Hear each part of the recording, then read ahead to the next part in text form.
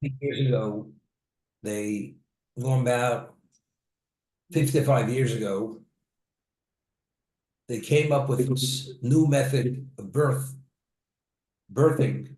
How when a woman gives birth, it was based on the Pavlovian method. What was Pavlovian method? Because I was involved, my wife, Allah Shalom, blessed memory, all her children were born, our children were born natural. Didn't have any medication, and through a certain conditioning, it was based on the Pavlovian method, that a person's conditioned a certain way, to breathe a certain way. The mind is like locked into a certain pattern of mind. You're able to do things and go beyond certain things and not get distracted and get bogged down. It's interesting. A person, God forbid, has a stroke, and the person has to go to a physical therapist. And initially, it's very painful. But there's a concept known as patterning. The brain, if it's patterned a certain way, the function comes back. And the more you pattern the person, although initially you have to physically, externally move the limbs, and it's very painful, but eventually the brain is reactivated because of the patterning, and the body starts functioning to a certain degree. Maybe not fully to its original function, but significant progress. It's called patterning. Or you will call it in English conditioning. You know, every morning we say, after we say the blessings of the morning, we supplicate Hashem. It should be your will before you. The word regilus, you should give us a familiarity with your Torah. It should come naturally. Ragil, it should come naturally. Something that you're used to doing every day routinely, there's no inertia. When you want to change, then there's inertia. You have to get over the hump. But something day in and day out that you've been doing, you don't have to go, you're not going against the grain. It comes natural. So over here, Rabbi Yonah explains then Azai says, having rotzla mitzvah, he should run to do even an ordinary mitzvah, not to what we explained yesterday, that the ultimate value of mitzvah college was it brings to a greater.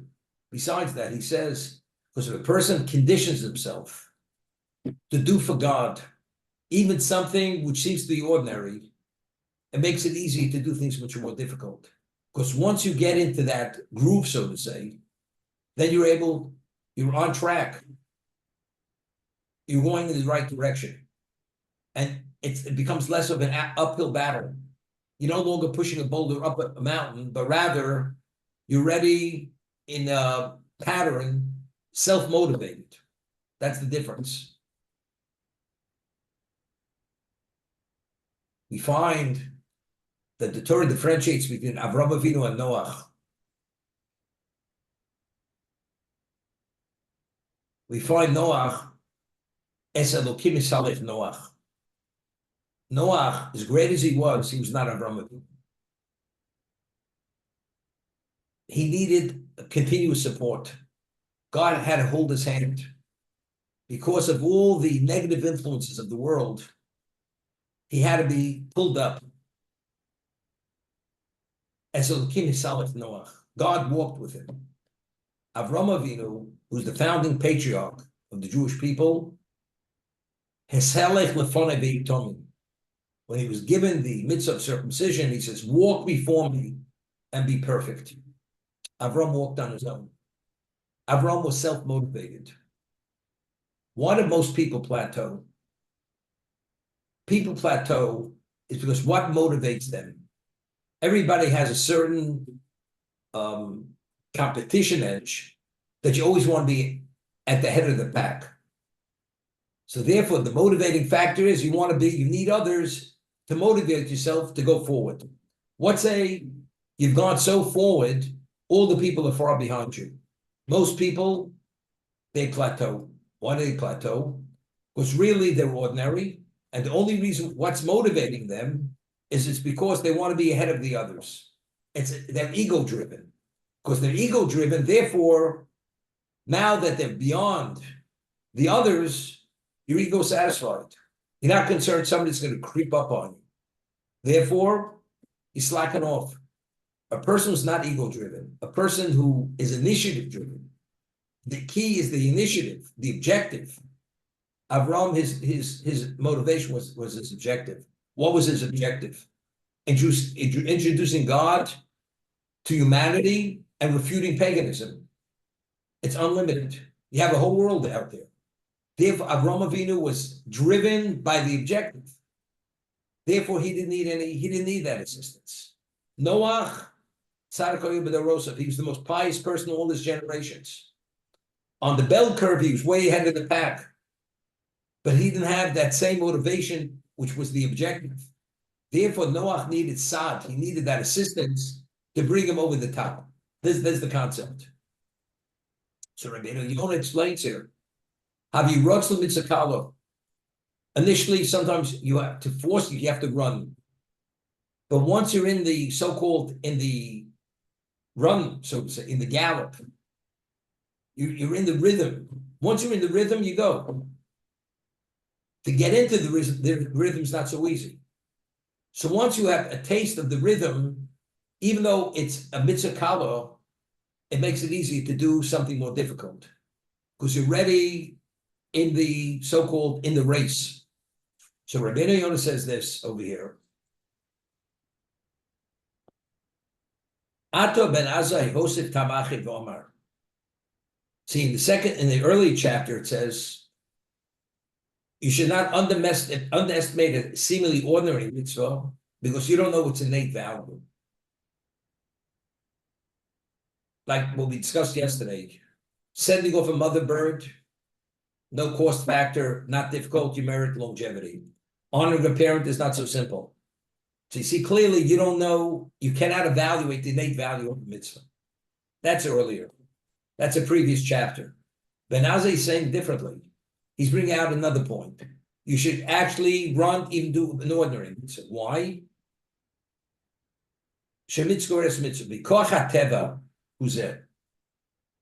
Naturally, the natural nature of a person is you do a mitzvah, a simple mitzvah even once.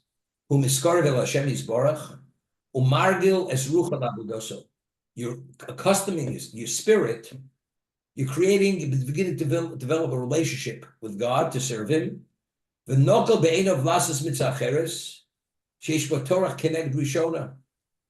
he's able to approach the second mitzvah, which is more difficult than the first. Because he's already conditioned in what? Regarding mitzvah. And when you do it a third time, although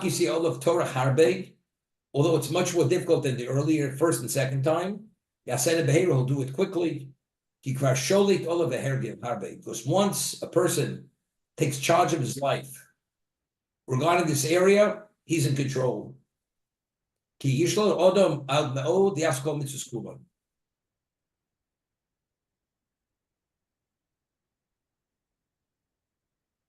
Rambam, was a doctor, he was a psychologist, he was a philosopher, and he understood the human psyche. And he explains, he has a work called Shmona Parokim, 8 chapters, he writes over there. In his time, a father wanted to incentivize his son to do good things. So he's a young boy, and he wants his son to do something. So he says to his young son, if you do this and this, I'll give you as a reward a sweet date. Dates were sweet, sugary. So for a young child, that's enough of incentive. He's incentivizing the child does it. As the child gets older, you realize a sweet date is not enough to get him going. So what does he say to the child? In those days, young boys walked barefoot. They didn't own a pair of shoes. When you reach a certain level of maturity, or you had the means, you purchased a pair of shoes for your child. The child gets older. The incentive of a date is not sufficient. So he says to his young son now, he's not a young boy any longer, you do and you meet my request, and I'm satisfied, I'll buy a pair of leather sandals. That's something special. That's enough of an incentive for a son, right? It's like Chaim when he was in the kibbutz. Sandals without a pair of socks, that was it. He became assistant head of the kibbutz in those days. Okay. The boy gets a little bit older. A pair of sandals is not enough. He says, I will get you a custom-made suit. Because in those days, you wore shorts, you would wear like rags. Custom-made suit. He looks like a semi-adult. He's a teenager. It's enough of an incentive. He's about 18 years old. He has the suit, he has the shoes, he has the date. He has to incentivize the child further. What does he do? He says, you do what I'm asking you to do, I will give you a gold coin. A gold coin, that's something very valuable. That will bring the child over the top. Now the child's already 20, 22 years old, and he's been incentivized, keep upping the ante for the child. But Rambam says, once the child is ready, until now, why do you need all these incentives? What the father wanted the child to do was really in the best interest of the child, because the child doesn't have an appreciation for what he's asking him to do. But once the child is conditioned through the incentivizing him, whether we started with the date, the shoes, the suit, and now the gold coin, now the child is an adult, and he has the intellect to appreciate, looking back at what he's accomplished, he doesn't need incentives any longer. He does the right thing because it's the right thing, he understands it's in his self-interest to do the right thing. That's the concept. That's the Rambam in Shmona Prakim, in the 8 chapters. Rabbi Yonah is saying something similar here. You should run, even do an ordering mitzvah. Because once you start conditioning yourself, you overcome this inertia. You're ready, you've created, it's part of your routine. I'll tell you, when I was a little boy, my father, blessed memory, of maybe 5 years old, he used to wake me up early in the morning. It was still dark outside. And he used to take me to Shacharis during the week together with him. The time we got there, it was getting light. And it was an experience. And very often he would wake me, take me early before I'd go to school. He'd take me to the shul, an old shul. The medium age in this shul was 80 and above. I remember the shamus used to go around with the tzedakah box. His name was Mr. Kaplan. When I was 5 years old, he was 95 years old. You understand? So when he ran around with that tzedakah box, this Jew was born in 1850. Nearly in 1850s he was born. To see these kinds of Jews, and I remember there, everyone had his behavior patterns. It was an experience. As a result of my childhood, the way I was brought up, I never have a problem going to a minyan. I always daven with a minyan. Because I was conditioned as a child every morning. What do? You get up, you go pray with a minyan. You go to shul. That's what you do. And I can tell you members of my family who are not as precise as I am in many things, till today, they still go to shul every day with a minyan. They don't miss putting on tefillin every day. It's just part of their life. It's part of their routine.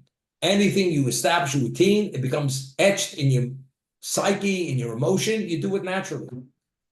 There are no pushbacks. And that's what Ben Azi is saying. Havi rots the mitzakalo. Why?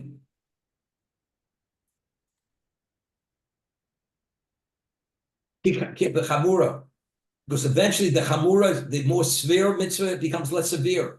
The more you're actually conditioned. I always say, we read in Pirkei Avos later that Avraham Avinu was tested with 10 tests. you realize as the tests went on, they became more difficult, the tests. The most difficult was the Akedah. He had a son at the age of 99, and now at the age of 37, God says to him, at the age of 100, God says to bring him up as a sacrifice. Do you think Avram, if he would have started there, he could have dealt with it? It was beyond his capacity. But Avram, gradually, God tests him at one level. Then he ups the ante a little bit, and he's able to meet that challenge. And he meets multiple challenges. Now you're ready for real time, so to say. But it's part of a conditioning process. Because you've created an understanding and appreciation for the value of what you're doing, and the more you understand its value, the less difficult it is to do. This is the concept.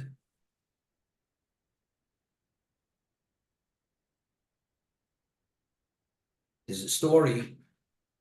There was a person, Rabbi Salanter, who's known as the one who founded the whole concept in place, the Musa movement.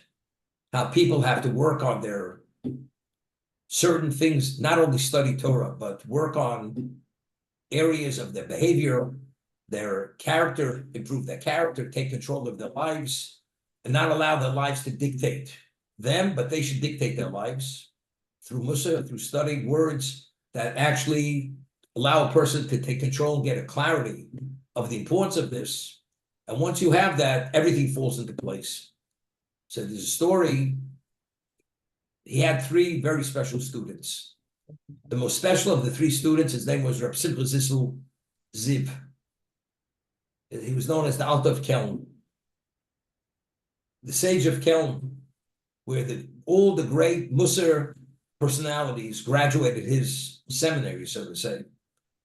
And he had a son, and his son was studying in the yeshiva.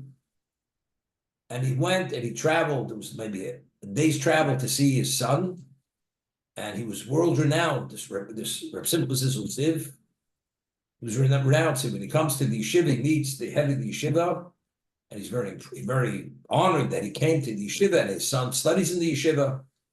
And the head of the yeshiva says to Rabbi Ziv, known as the elder of Kelm, would you like to see your son? He says, no, just show me his room. Show me his room. He says, the rabbi didn't understand why. I mean, he traveled this distance. Don't you want to see his son? He says, just show me his room. He goes to his room. He says, show me his bed. Shows him the bed. He says, show me his closet. Where he keeps his things. Where does he keep his shoes? Where does he keep his books? And he sees that everything was in place, orderly, meticulously in order.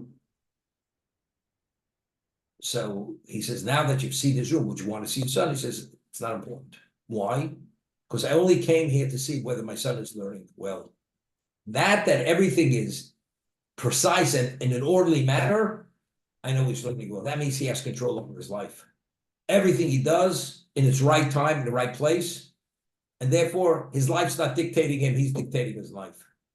There's many people, you walk into a house, it looks like it's coming apart at the seams. You walk into a house, the sink is full with dishes. There's dirty laundry out of the hand. Sometimes there's so much phonetic energy there, you have to think of tranquilizer before you walk out of the apartment. That's the way it is. That means there's something, these people don't even realize where they're not at. But a person who realizes where it's supposed to be, you want to flee from that location. Which is that, well, before you do a mitzvah, it's predicated on a bracha blessing. And the blessing indicates the mitzvah you do. For instance, the person wants to put on tzitzis. He says, "L'satif b'tzitzis." You're wrapping yourself with tzitzis. You're doing with tzitzis. You want to put on tefillin, so you say, "Lo aniach tefillin." Before you study Torah, what is the text? Not lilmod Torah. Asher Hashem says lilmod. Lasok b'divrei Torah. Lasok, to engage in divrei Torah. So the many answers to the question. Say lilmod. So one of the answers which is given, that when a person in Hebrew, the word asek means business, engaging like commercially in a commercial transaction. That's an asek. Asakim, right? What's your involvement? What are you involved in? A person who's a true, well-weathered businessman, he doesn't waste time, he's focused, and as many times as he's done the deal, he's never tired of doing another deal. If it's a deal which is going to bring him profit, he's there. And he's not interested in being distracted, and something which doesn't have value, he's not going to bother with that. Identically, when you study Torah, it's an ASIC. We say, Kiem Chayinu V'Rachimenu, in the blessing before creation at night. It's our life, it's the length of our days. This is what it's all about. So if that's the case, what is the value? You don't have time to waste. If that's the case, you have to approach it no different than a business transaction. You don't want to be duped, you don't want to waste your time, and it should be genuine, it should be quality. That's what you want. Now, a person wants to buy gold. It's stamped 18 karat gold, and factually, it's gold plated. But nobody would know the difference. But if you want to own real gold,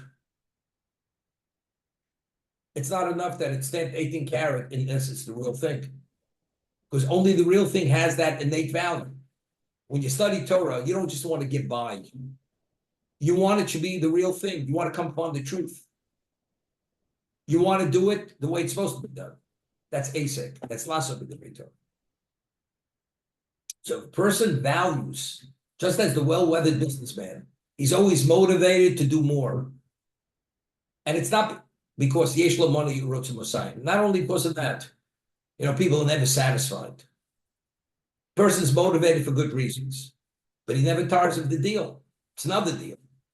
Warren Buffett, do you think he ever tired of a deal? The reason why he's retiring is because the guy's not going to live until the year 1000. He's not going to be 1,000 years old, so he figures he'll check out while he's still functioning. Right? That's the reason.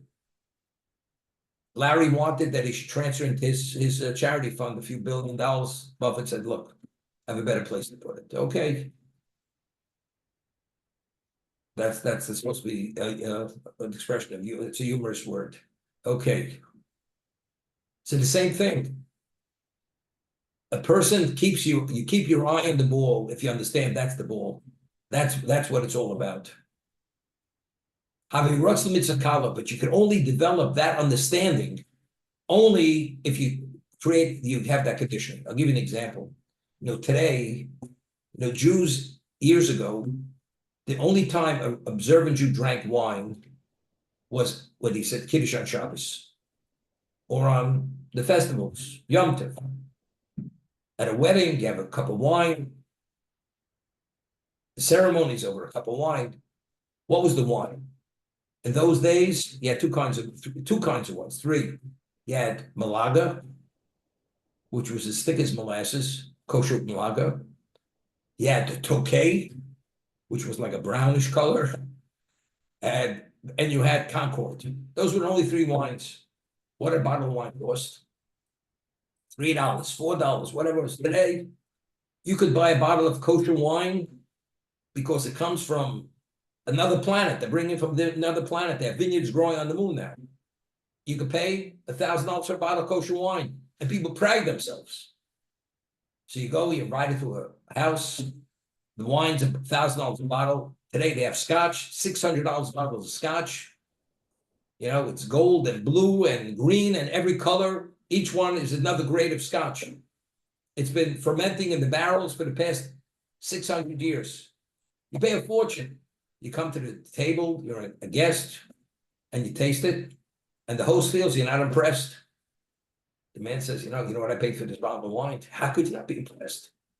He said, it doesn't. It tastes like I'm drinking turpentine. It doesn't taste like I'm drinking that special vintage. So the person says, you don't understand. You have to develop a taste for it. You got to read about it. And you have to put it in a large glass, and it has to be exposed to the air. Then you have to swirl it in the glass. And then you have to just take a little sip, and you have to close your eyes. And you got to inhale. It's a whole regiment, there's a whole education, how you're supposed to appreciate wine. You hear this? To understand what wine is. But the Torah, Rabbi, I think I've had enough. I had enough. It's not my cup of tea. Maybe you should let it savor it a little bit. And you'll start developing a taste for it. Rabbi, I'm busy. It's not for me right now. So what is it? Lasso B'Divrei Torah. The rabbis, when they legislated the text for the blessing, it's lasso. When it comes to business, and you want to get that job, you appreciate what that transaction is. Otherwise, you don't get the position. And they don't offer you that kind of deal if you don't appreciate what the deal is. You have to appreciate. God gives you the ability to understand if you appreciate and value it. Otherwise, you're up against a stone wall. You're at a dead end, and you go elsewhere. That's the way it is.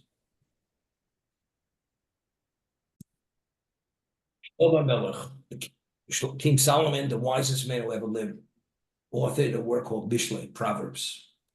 And he writes over there, in Kikesef Tvakshedo, if you desire it like silver, and you want to search for it like treasure, Oz Tovin Yiras Hashem. Only then will you understand what fear of God is. You understand? So the Chofetz Chaim goes and gives equivalence. A person who wants to succeed in business. You desire to accumulate money. In Tvaksheno Kekesef, he gives an example. Person runs a business. He has an inventory. He has no customers. And the person has an investment in his investment capital went into the inventory, and he has the store, he has a lease, and 4 o'clock, no customers. So somebody comes by and says, so when are you going home? He says, I'm not going home until I make enough money, even if I have to be until 12 at night to make sure to make a few sales. Because what do you think I'm in business for? I'm in business to make money. Otherwise, I would have never gotten involved in this. So because he has an interest, he's willing to go to the nth degree, stay late all by himself, although he's there from morning till late at night. That's Tvaksheno Kekesef. If you desire like silver, you'll leave no stone unturned to bring about that end result. Now they have these people, they raise galleons down to Florida, raising a ship that sunk, and it has bullion on it, and they raise it. You know, people risk their lives, they die to bring up these galleons that sunk in the 1500s. You know, you really have to have a very strong desire to invest that kind of money for it, and in addition, put your life in jeopardy, and it may turn out to be nothing, but you don't leave a stone unturned. Like a matmon, like a hidden treasure. That's what you're searching it out, seeking it out. If you invest that, and that's your interest, and that's your dedication, Oz Tovin Yiras Hashem. Then you're going to begin understanding what Yirat Shamayim is, what it means to fear God. So what level of motivation is a person having to have to be able to come upon, have a sense of appreciation for what that is? You have to give it your all. Anything less than that, God says, you want to know me, you got to put yourself out to know me. I'm not going to, I play close to the vest. Unless I see that you're the real deal, I'm not going to reveal to you who I am. You have to show me who you are. Once you've proven to me who you are, then I'll open up, and then you'll be touched by who I am.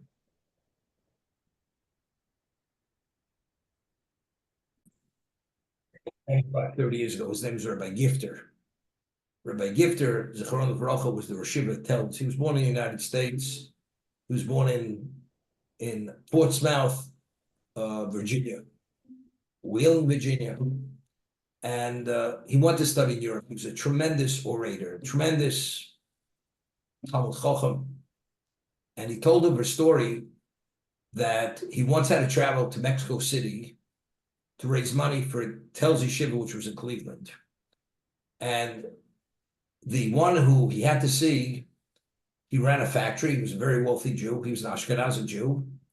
And the person told him, you have to be at 6 a.m, because at 6:30, the first shift starts, the machines start working.